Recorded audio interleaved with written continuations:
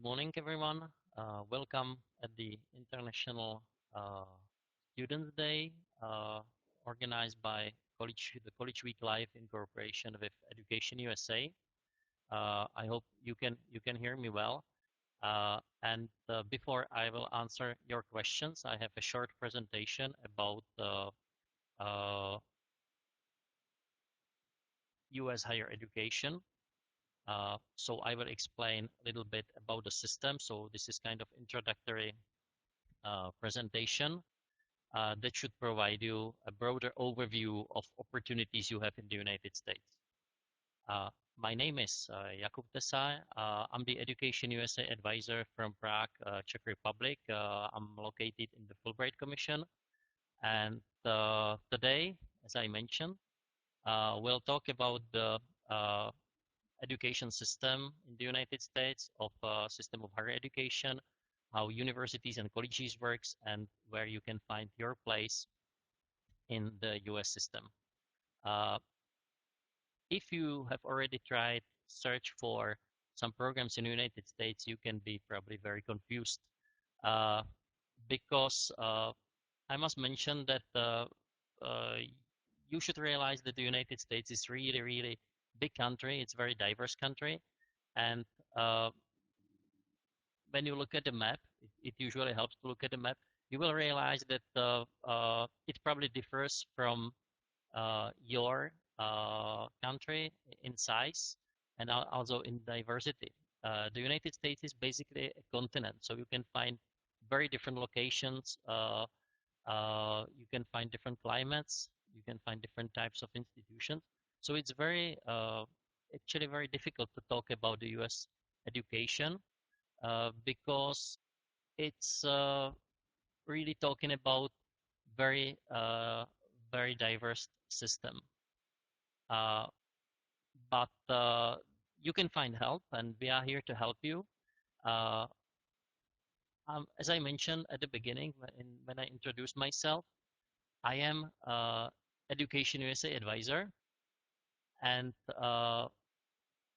what is the Education USA actually? The Education USA is the official source for information about studying in the United States. It's supported by US Department of State, and you can probably find an advising center also in your country because Education USA centers are in 170 countries.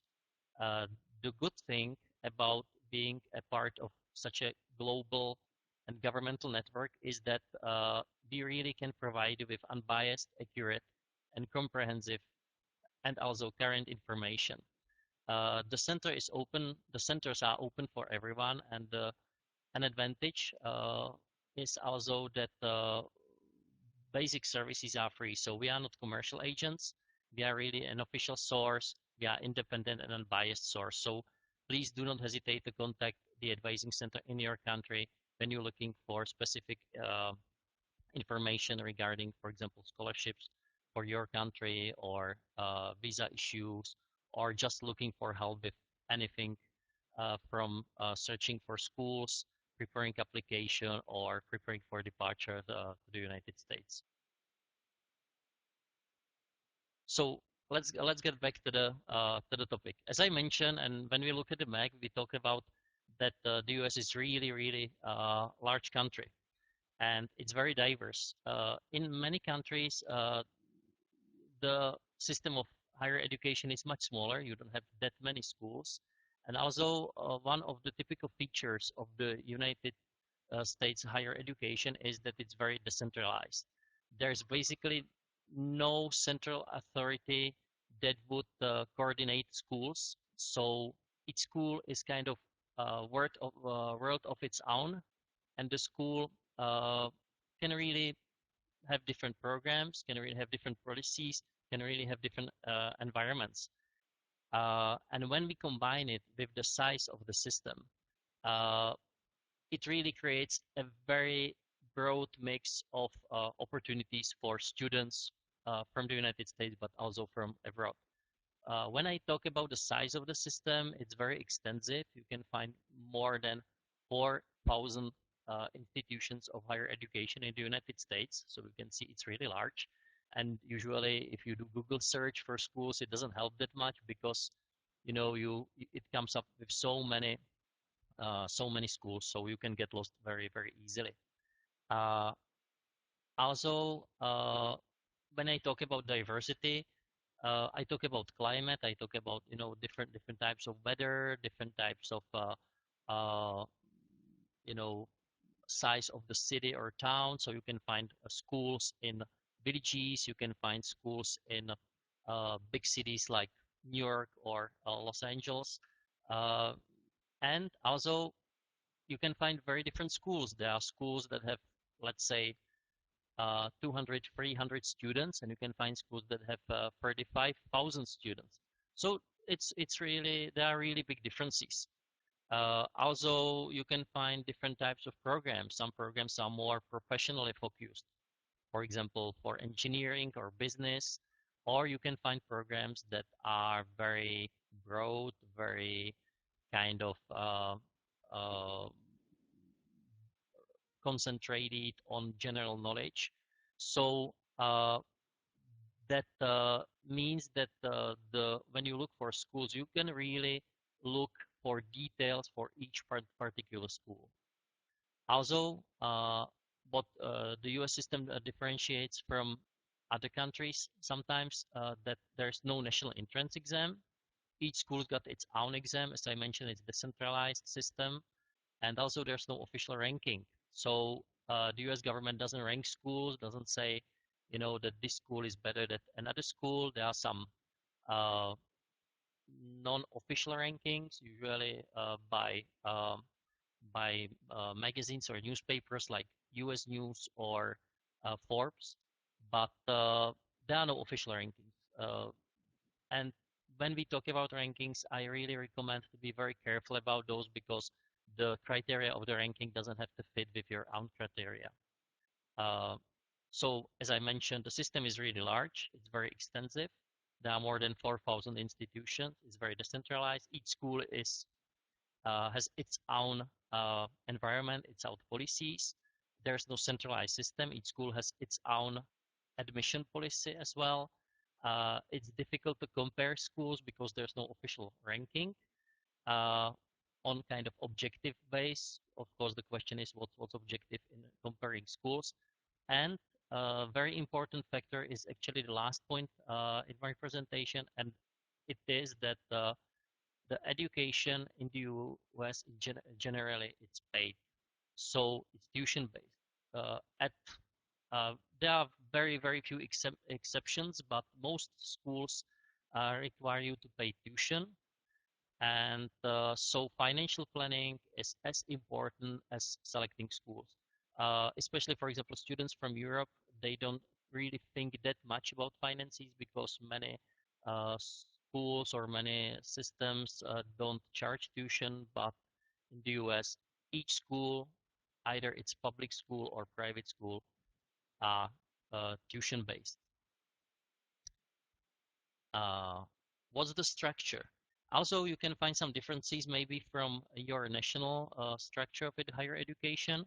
I would say that probably the typical thing for the US is the big distinction and huge divide between undergraduate education and graduate education. Sometimes, for example, in Europe, we say postgraduate education. Undergraduate education, it's a typical undergraduate degree is a bachelor degree.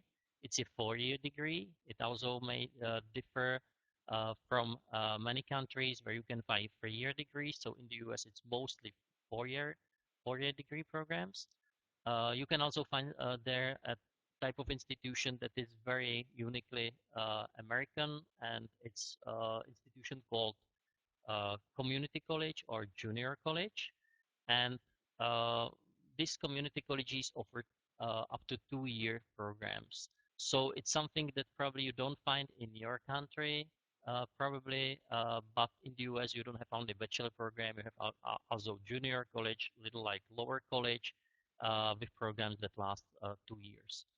Uh, in the US, the undergraduate program is, or the college level, as we could call it, is the basic education level. However, in some fields, you need uh, an extra education. So, for example, if you are interested in studying law or medicine, you cannot study these fields on undergraduate level, but after finishing your bachelor degree, you need to apply for law or medical school. Uh, Also, in some fields, it's probably good for the career, or it's even required to get a master degree or even PhD degree. So, for example, if there is a scientific field, like for example physics or economics, it's very usual that you can even apply to PhD programs right after bachelor degree. Also, in the US, it's really unusual uh, that student would continue with his or her education at the same school after undergraduate program. So you see the border between the undergraduate programs and graduate or professional programs. It means that when you finish your bachelor degree, basically you are on your start light again, and you can look for the best program for you again. So you probably need to take another entrance exam, and you are then admitted to the graduate program. So students study their undergraduate, bachelor degree at one school, and they probably study their postgraduate or graduate or professional program at another school. Uh, so especially for example, in some European countries, including for example the Czech Republic, it's usual that students study undergraduate and graduate program at the same school. In the US, it's really unusual. It also means that, for example, if you finish the undergraduate program in your country or any other country, you can apply to the US at the US school for graduate program, or you can finish the undergraduate program in the United States and maybe study the graduate program somewhere else. So you can do different combination. The system allows you to be flexible in receiving different levels of education, maybe in different schools in different countries and so on. Uh, I would also like to mention some terminology, and I will start with the types of institutions, because when you look at the schools names, you see different types of uh, institutional names. Uh, you probably familiar with the word university. In the US, university is an institution that offers undergraduate and graduate level of education. So it's kind of comprehensive institution. Uh, However, there may be some confusing uh, interpretation of the word college, because college can mean different things in different countries. In the US, college is basically a synonym for undergraduate bachelor program. So if there are two students at US high school and they talk about higher education, they talk about, hey, where are you going to study at what college? So the college education is basically the bachelor degree. Some schools that would be really called colleges, usually it means that they offer only undergraduate program. It means that the school offers usually only bachelor degree. If the school's called university, it probably offers bachelor degree and master or PhD programs as well. But as I mentioned, uh, there's a big uh, basically a very bold line between undergraduate and graduate education. It means that you can really go to study at college, and you can get your undergraduate bachelor degree at college, and then you can apply to university for your graduate degree. Uh, in the US, you can also find a very specific type of colleges. It's called liberal arts college. Liberal arts colleges are usually very small schools. I would say those are kind of intellectual communities. The student body size can be about 1,500 students, so from 1,000 to 2,000 students, or maybe a little more. And also, the school concentrates really on very broad education. Liberal arts colleges usually don't offer professional degrees like engineering or business, but there are some exceptions as well. So, as I mentioned, it's very diverse. So you can basically find very everything. You can find all kinds of combination at U.S. schools. But the typical liberal arts college doesn't offer professional programs or professional degrees. I already mentioned the type of school that's called community college or junior college. Those are institutions that offer 2-year programs or shorter programs. These programs are usually very professionally oriented, very uh, hands-on oriented, very practically oriented. So for students who are interested, just like in some professional training, for example, like uh, computer network manager or marketing manager, marketing specialist. So you don't really have to have PhD from these programs. You can really go through 2-year training and go directly to the uh, labor market. Community colleges also offer a very interesting option for students, including international students, and uh, you can start studying your bachelor degree basically at community college. So you spend first 2 years of 4-year bachelor program at the community college, and then you transfer, and you finish the last 2 years at a typical 4-year college or liberal arts college. Students sometimes choose this option for several reasons. The first reason is that community college or junior college is actually uh, usually cheaper than 4-year college. So students can save a lot of money by spending 2 years at community college, first 2 years at the community college. Also, community colleges are usually not selective, so it's very easy to be admitted to the community college. And so, for example, if you didn't have a very good grades at your high school, you can still go to community college that is not non-selective. And if you have good grades, then you can apply to, much better, higher level, more selective college than you could if you applied directly after high school.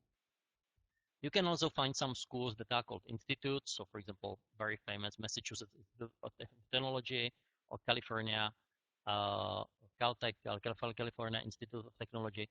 Institutes are usually institutions that are very specialized. So, for example, MIT or Caltech, or there are some art institutes, they offer uh, engineering, technological fields, or art fields. But as I mentioned, sometimes the name is a little confusing. So you can find, for example, colleges that offer graduate programs. So for example, Dartmouth College, like famous Ivy League school, offers master programs. Uh, Also, you can find institutes that offer also other types of program, like for example at MIT you can study history as well. That is would not be that expected from technological institute. So don't be confused so much with the names. It basically doesn't matter if the school's name is institute, university, or college. Look at the programs they offer. Do they offer 2-year programs, 4-year programs? Do they offer graduate programs? Do they offer professional programs? So uh, don't be confused with the name of the school, and don't take it as a granted that college is only undergraduate or institute is only technological field. Because as I mentioned, in the US, there are very different variations of everything. Also, when we talk about types of institutions, we need to talk about uh, distinction by funding. So you can find private schools, non-profit private schools, you can find private for-profit schools, and you can find public universities. Sometimes students ask uh, which type of institution is better or higher quality. Basically, in the US, you can find really high quality schools in each category, especially like public and private non-profit. So it doesn't really matter for the student. Probably the only thing that sometimes, kind of typical things can be that the public institutions usually larger, but again, it's usually not 100% as everything. Private can be smaller, but you can find some large private schools. So, for example, New York University is large private non-profit institution. Also, private institutions tend to be more expensive than public institutions. But again, don't take it as guaranteed for 100% of schools. Basically, the distinction between private and public are where the school takes money from. So if there is some public funding included in funding of the institution, then it's probably public school. Uh, if it's uh, if it's based on tuition fees, if it's based on private resources, so it's usually only private institution. So again, you don't have to really distinguish between private and public when you select the best school for you. Uh, you should check up the programs and you should check up the prices. You should check up the tuition fees and so on. And maybe, check up the quality of the program, admission requirements. Otherwise, you don't have to really distinguish between private and public institutions. And when we talk about tuition fees and costs, so how much is it? It is actually. So the tuition fees, as I mentioned, it's very diverse in the US. So you always pay tuition fees, but the range of tuition fees is really, really broad. So you can find schools that are as cheap as from 5 to 10,000 US dollars. Usually community colleges, junior colleges are cheaper. Then you can find public schools that can cost from, let's say, 10,000 to $35,000.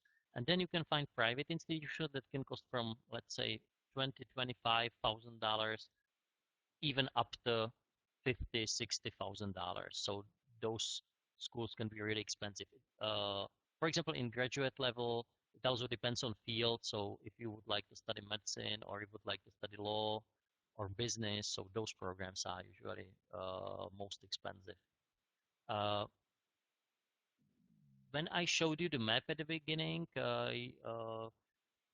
you should realize that also the costs of your education in the US would depend on where you are or where you would study. So the living costs also are diverse across the US. So usually it's like everywhere in the world, big cities are more expensive than smaller places.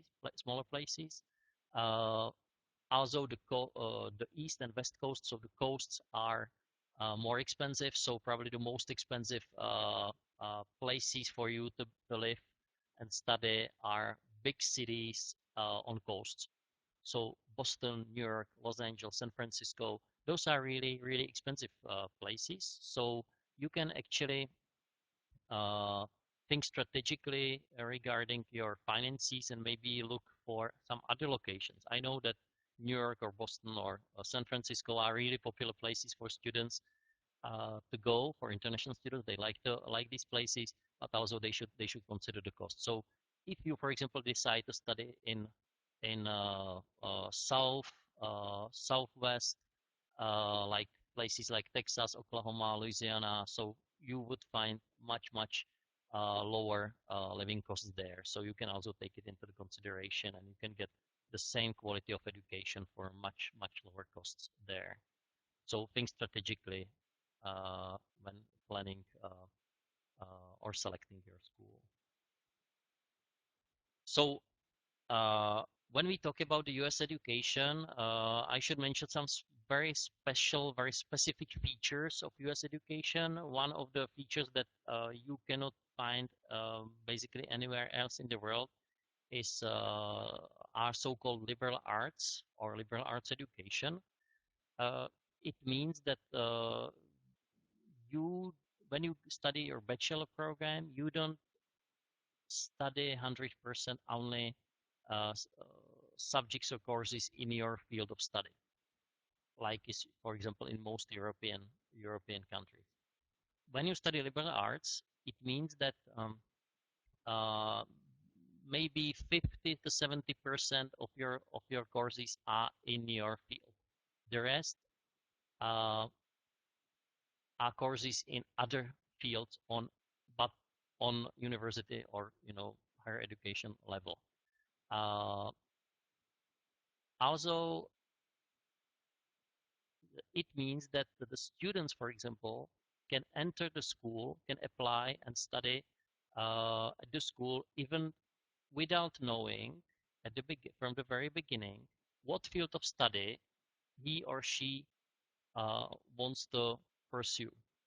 So, for example, you apply to school XY and you say, I'm undecided. I'm actually undecided about my field of study. And that's perfectly okay because you have first 2 years when you can try different things, different courses, different subjects, and you can take math, you can take arts, you can take uh, psychology, you can take whatever you are interested in, you would like to try, and you have 2 years to decide what is actually your passion, where you find your passion. So you can, after 2 years, then you choose your field of study and you finish the uh, last 2 years in your field of study. It also means that it's not very difficult to change your field of study. And American students, they do change their field of study very often. So, for example, you go to school and your intention is to study physics, but you take economics course because you always been a little bit interested in economics, and you find that course fascinating. You have a great professor, and you actually change your mind and you think, okay, I wanted to study physics, but now I want to study economics. It's no problem in the US if you do it for during the first 2 years. So uh, it's actually a big advantage for students who have more passions, who like different things, because they still have time to try different things and decide a little bit later than usually in their home countries. Uh, Also, schools that actually are kind of the champions in this general model are schools that are called liberal arts institutions because you can really combine things and you can really try different things and it offers many options. Usually, liberal arts colleges are really good in sciences, social sciences, humanities, natural sciences. Also, what is very specific for the US institution is campus life. You can uh, you can really do many things outside of the classroom, which is not usual in many countries. The American schools they offer a lot of support for extracurricular activities. So usually the biggest problems for students is really to find an extra time because you really in the US you really need to study hard uh, through the semester. So it's not like that you study just for exams at the end of semester. You have a lot of projects and writing and reading, and you need to participate in class discussions and so on. But many students actually take an opportunity to get involved in some student clubs and student organizations or student activities. So you can do sports, you can do theater, you can find political organization, you can do whatever you like, and students usually have several activities, which also means that at the end of the school they don't have only the degree, they don't have only the diploma, but they also have quite rich CV, they have quite rich resume, and they can show, for example, the employer, actually, I was a president of this club, I organized this, I organized that. So it really builds on soft skills that are actually favored by employers. Uh, when I talked about costs, sometimes it's kind of shocking information because the costs are really high. So when you look at the lowest cost of education, you probably don't get much lower than $20,000 per year. But many U.S. schools offer scholarships. So the tech price doesn't have to be the price tag doesn't have to fit the price that the students pay at the end. So I recommend also to look at schools, scholarship programs, and so on. Uh, Then also some other extra features is that, but in general in the US is very client and service oriented society. So you can find a lot of support services for students and for international students in the United States. It means that there is usually international student advisor. There is an orientation at the beginning of your studies. There are a lot of support centers like writing center if you have problems with writing and so on. So uh, you are not there by yourself. You don't have to manage everything only by yourself. There are centers that can help you.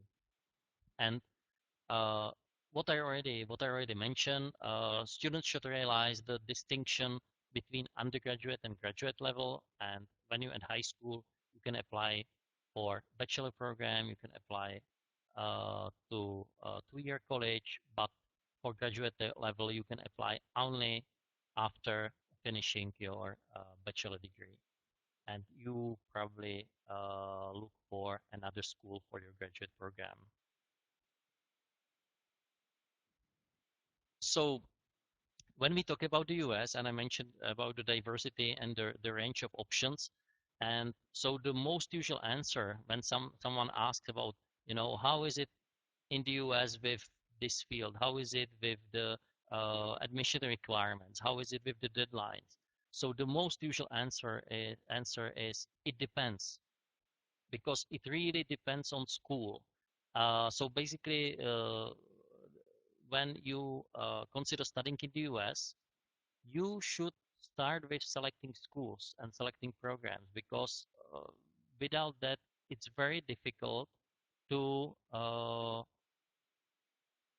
have the concrete information about what you should do. So, for example, some schools like selective schools have deadlines, application deadlines in January. Some non-selective schools can have application deadline in June, like community colleges. You can really apply it as late. Uh, some schools require some tests, like uh, admission tests, reasoning tests like SAT or ACT. Some schools don't require them or make them optional. Some schools uh, have semester calendar. Some schools got trimester calendar, or some schools got quarter. Uh, so everything, some schools offer these fields of study, some schools offer that field of study, some, as I mentioned, are professional. So when you say, okay, what should I do? And the answer is really, it depends. It depends on school, it depends on program. There are some common features that I already mentioned.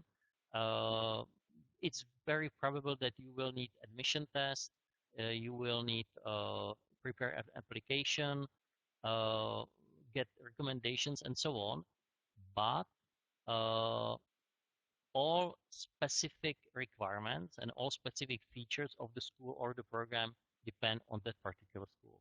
Some, of course, and also we should not forget about the environment. So, for example, of course, it's very different when you study in New Mexico, in the desert of New Mexico, or if you study in Alaska, or if you study in mountains of Colorado. So you should really look at details and don't think that all schools in the US are the same and the US is the same everywhere. That's certainly a very misleading idea, and you should really realize the diversity of the United States. Uh, but how to do these things? How to actually uh, uh, get the best solution for you? You should really always have an idea that you're not looking for the best school in the world, because there's nothing like this. That's always only the best school for you. So it means, I always call it a partnership. It's like looking for a partner or husband or wife or so. So before you actually have a marriage, you probably need to find someone who is a very good fit for you. And it's actually it's from both sides. It's not only that you like some schools and you know why you like that the school got certain features, so you probably need to know what you're looking for. So when you look for school, you need to realize what environment, what type of program you look for. Because when you say, I would like to study in in the US, and I don't care where and what the program looks like and so on, you'll get lost because you have 4,000. But when you say, I really would like to study at a small institution with generous scholarship for international students that offers psychology program with opportunity to also get involved in many extracurricular activities. So those are basically things that can help you to find a partner institution. And also you should think about the fit from from the side of the US school, because you can think about, okay, I would like, for example, to apply to Harvard University. No problem with that if you're a good fit for the school.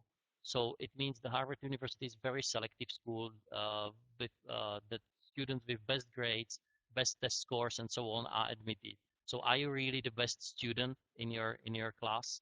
Are you really great? Do you have a great academic talent and so on? If not, you should be looking for another institution. Also, for example, okay, I would like to study business on undergraduate level at Harvard.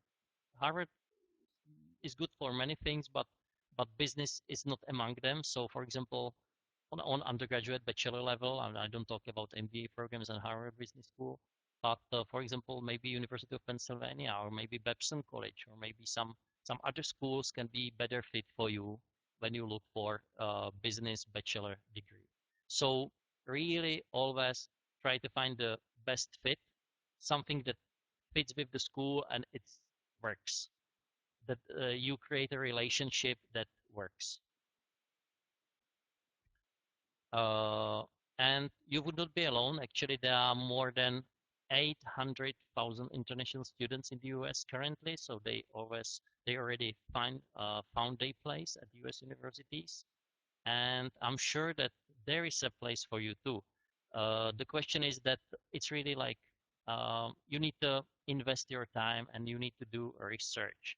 So you cannot expect that someone will tell you you need to go to that school. You uh, you need to find out without maybe even asking the questions. What are your hobbies? What are your interests? What is your academic background? Um, it's really about the fit. So as I mentioned, the US is so big. The US system is so extensive. The US is so diverse, so probably everyone can find a place where he or she would be happy and where he or she would flourish during the studies. Uh, so just to wrap up, this was really just an introduction to the US system, and it's really good that you joined this fair, because I think that you have a great opportunity to talk to school reps and ask them about very specific questions about their school, their programs, and what you are looking for. Also, you can join us at the virtual booth uh, of the Education USA, so you can talk to my colleague advisors from the Education USA network. And also, I would like to invite you to our brand new Education USA interactive series. It starts actually today as well. And today's topic, we have special guests from Department of Homeland Security, so they can talk about regulations, what students should expect when they enter the country, what actually rules they should follow to keep the student status, and so on. And as I mentioned in the beginning, we are an extensive network of more than 130 centers around the world. So you can check up our website, which is educationusa.state.gov, and you can find your local advising center. So you can talk to your advisor in your country and talk about options for you and for students from your country. And also, we have an Education USA Facebook and Twitter, so you can follow us on social media and learn about updates and news, for example, about some great scholarship opportunities for international students, or maybe some events that we have prepared for international students, like this College Week Live fair. So that's basically all from me. We have still a couple more minutes, so I will just take a look at some of your questions, and maybe I hope uh, I hope I'll be able to answer some. There are some questions about study journalism, I would recommend maybe to check up the good schools or best school for journalism. And as I mentioned, when you study in the US, it's not just that you study your field of study, especially in fields like journalism. Probably 50% to be a good journalist, it's really good to have a good knowledge about the world. It means that I really like that liberal arts concept that you can take very different courses according to your interests. So you can, and also there's a question about financial journalism. It probably differs. Again, it depends on school, but it's probably very good to take some courses about finances or math or, uh, but it again depends on a specific program. And I would ask the schools actually these questions. What courses should I take? What do you offer? What combinations do you offer? Because it really depends. It really depends on school. Um, la, la, la, la. Again, if you're looking for Master of Science programs in, for example, natural sciences, there are some search engines that you can use. But for graduate study, I always recommend students to use some resources from their field. So, for example, magazine, journals, uh, maybe uh, some collections of presentations from conferences. Maybe talk to the specialist in your field and not look at schools for graduate level, but look at the program. Look at maybe the faculty. Look at the professors. So you're interested in some field. There are some good professors in that field that you know because you read some books and you read some articles, and maybe you can find where these professors actually work, and maybe you can apply to that program.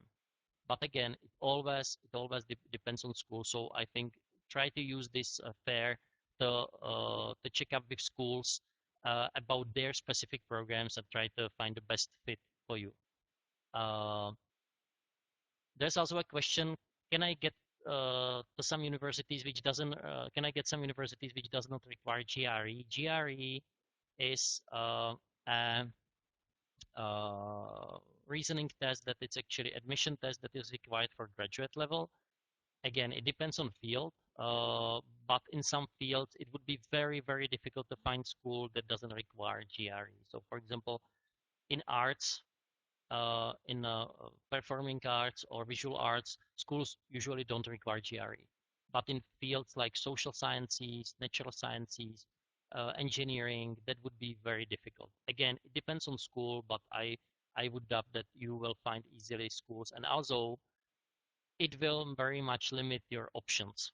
So don't limit yourself to schools that don't require GRE, but rather prepare for the GRE and take the GRE, and then you have all range of options. Uh, okay.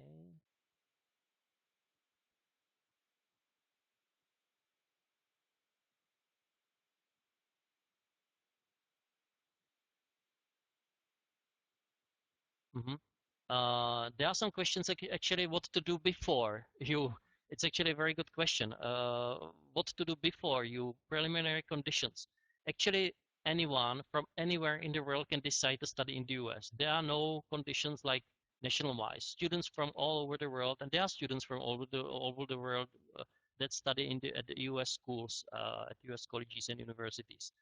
However, usually international students are very much interested in scholarships. So if you want to get to good schools and receive good scholarships, you probably need to be a good student.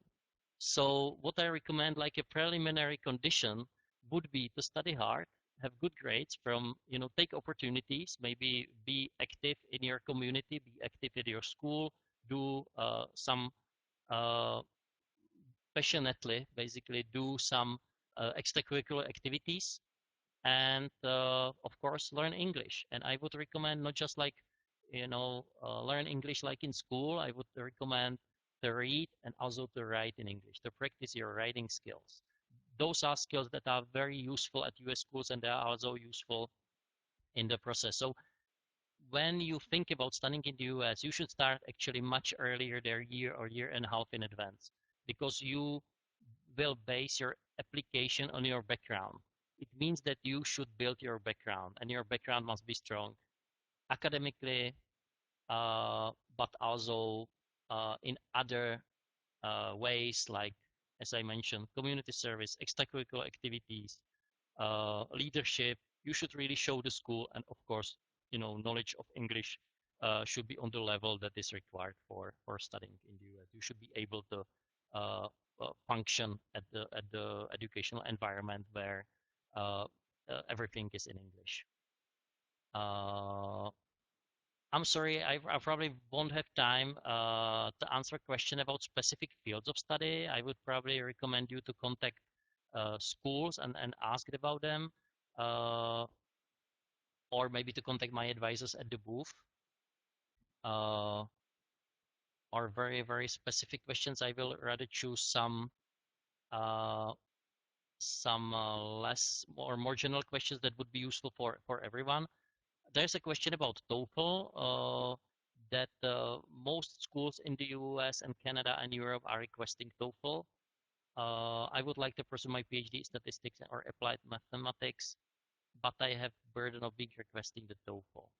Uh, that may be a problem sometimes because you need to prove that your English level is high enough. Of course, for example, when you want to do mathematics, you don't have to have such a high skills like, for example, student who would like to study literature. So it depends on the school requirement, that the school requirements differs. Also, it's not only TOEFL. TOEFL is the most accepted test of English, but you can also, for example, use IELTS, which is a British test, IELTS. So those tests are actually quite recognized, or not quite. Those tests are recognized by US schools, and IELTS is already recognized by many, many schools. Some schools may not need you to take TOEFL, but they need you to prove it otherwise. And it may be a problem as well. So I would probably take TOEFL, and I would adjust um, the list, my school selection, the list of school, to my score. And also there's an option for students who actually don't, their English skill is not high enough. There are schools in the US that offer English language courses. It means that you can be conditionally admitted to the school, and you can already go to the US, and before you start your degree program, you spend some time in English language program. So this conditional admission is very popular among students because, especially from Asia, because you don't have to have the English skills right uh, at the beginning of the application process, but you can basically get them on the way. So there can be some options, but again, I would ask the school if there is a way how you can avoid TOEFL, but I doubt so, because I think that you really need to prove that your English level is good enough that you will be able. But again, if you want to study mathematics, it's probably, it doesn't have to be really, really high requirement. And your question, your English in your question is actually pretty good, so I don't know if it works, if it would work for you, uh, not to try to avoid TOEFL because it seems that your English is good enough. Um, how make sure that I'm eligible for PhD program in the top university? Uh, Usually, when you look at the program, you should check up always the requirement. Each school's got so-called checklist, so they will tell you there may be some prerequisites. Uh, but for example, if the school say you must have a certain grades, you must have a certain grade point average. So for example, we don't admit students that have worse grade point average than 3.5. So you have very clear instruction. If your grades are better, you can apply. If they are not good, you should not apply because you would not be admitted. But at top schools, there's never a guarantee that you will be admitted. It means that even if your grades are great, and even if you have a great background at very selective schools.